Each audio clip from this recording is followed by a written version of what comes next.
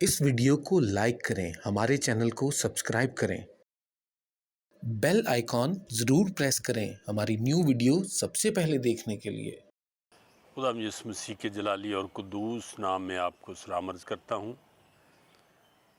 میں پاسٹر حنیف آپ کی خدمت میں حاضر ہوں۔ آج 23 نومبر ہے اور بدھ کا دن ہے۔ آج میں آپ کے سامنے ایک ایسا خیال پیش کرنا چاہتا ہوں جو لازم ہے انسان کی ترقی، کامیابی اور فتح مندی کے لیے بہت ضروری ہے۔ میں نحمیہ کی کتاب میں سے ایک حصہ آپ کے لیے پڑھنے سے پہلے میں یہ ایک بات بتا دوں کہ تنظیم سازی بہت ضروری ہے۔ خاندان ہو، ادارہ ہو، ملک ہو، شہر ہو، ایک بہترین تنظیم سازی کے بغیر کامیابی ممکن نہیں ہے۔ بائبل مقدس میں بہت سے حوالہ جات اس بارے میں آتے ہیں۔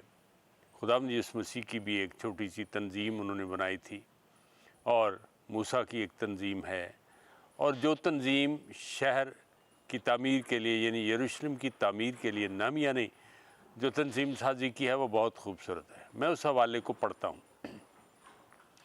نحمیہ کی کتاب کا 4 باب اس کی 16ویں آیت سے: اور ایسا ہوا کہ اس دن سے میرے آدھے نوکر کام پہ لگ جاتے اور آدھے برچیاں اور ڈھالیں اور کمانے لیے بختر پہنے رہتے تھے، اور وہ جو حاکم تھے یہودا کے سارے خاندان کے پیچھے موجود رہتے تھے، سو جو لوگ دیوار بناتے اور جو بوجھ اٹھاتے تھے اور ڈھوتے تھے، ہر ایک اپنے ایک ہاتھ سے کام کرتا تھا اور دوسرے میں اپنا ہتھیار لیے رہتا تھا، اور معماروں میں سے ہر ایک آدمی اپنی تلوار اپنی کمر سے باندھے ہوئے کام کرتا تھا، اور وہ جو نرسنگا پھونکتا تھا میرے پاس رہتا تھا۔ اور میں نے امیروں اور حاکموں اور باقی لوگوں سے کہا کہ کام تو بڑا اور پھیلا ہوا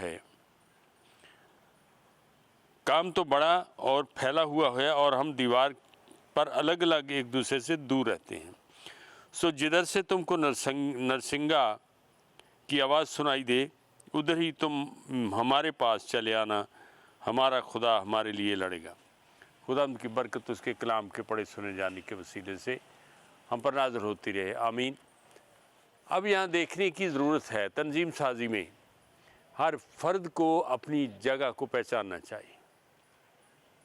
ایک پاسبان اپنی جگہ کو پہچانی، ایک ٹیچر اپنی جگہ کو پہچانی، چرچ انتظامیہ میں اس تنظیم سازی میں ایلڈرز ہیں، ڈیکنز ہیں، خواتین ہیں، عام ایماندار ہے، وہ اپنی جگہ کو پہچانے، ایک دوسرے کی جگہ چھیننے کی کوشش نہ کرے، اور نہ ہی اپنی جگہ کو کسی کے حوالے کریں۔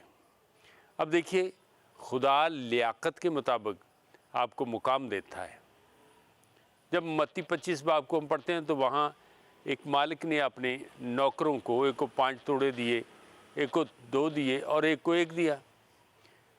ان تینوں نوکروں نے ایک دوسرے کے بارے میں اعتراض نہیں کیا کہ ایک والے نے یہ نہیں کہا کہ مجھے 2 کیوں نہیں دیے، 2 والے نے یہ نہیں کہا کہ مجھے 3 کیوں نہیں دیے، چونکہ ان میں جو لیاقت تھی مالک نے اس کے مطابق ان کو دیا۔ اسی طرح سے خدمت ہو یا خاندانی معاملات ہوں یا کاروباری معاملات ہوں، اس میں اپنی جگہ کو پہچاننے کی ضرورت ہے۔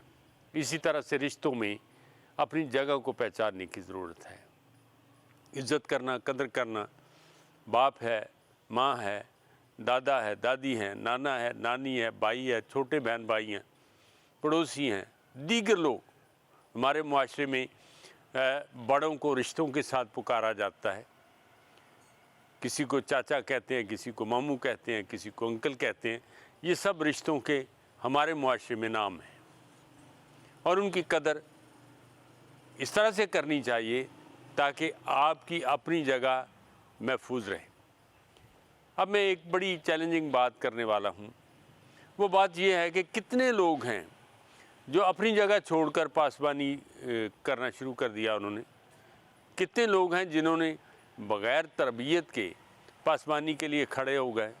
تعلیم نہیں ہے، تربیت نہیں ہے، اپنے پاس جو کام ہے اس کو چھوڑ کر وہ خدمت میں آ گئے، اور ایک جم غفیر ہے، ایک فوج ملخ ہے، ایک ٹڈی دل ہے जो इस दुनिया में फैलता जा रहा है, और वो आसमान की बादशाही के लिए काम करते हैं या किस मकसद के लिए काम करते हैं। वो हमारे उस्ताद कहा करते थे कि एक वक्त में दो काम नहीं करना चाहिए, क्योंकि दो कामों में इन्वॉल्व होकर हम अपना भी नहीं कर सकते और दूसरा भी नहीं कर सकते। इसलिए एक तंजीम साजी का ख़ास ख्याल रखना चाहिए। जो काम आपके सुपुर्द है उसी में खुदा ने बरकत रखी है, वही आपके पास लियाकत है, वही आपके पास तोड़ा है, उसको इज़्ज़त देना, उस जगह को संभाल के रखना, अपनी सीट को संभाल के रखना, ये आपकी ज़िम्मेदारी में है। ये मसीह की तालीम है कि हमें अपनी जगह को महफूज रखना चाहिए, चर्च के अंदर है या बाहर है। उसी में आपकी कामयाबी है, उसी को खुदा बढ़ा के और ज़्यादा बरकतों से मामूर कर देता है। सो आज की जो मेरी बात है वो है, अपनी जगह को महफूज रखें। खुदावंद आपको बरकत दे।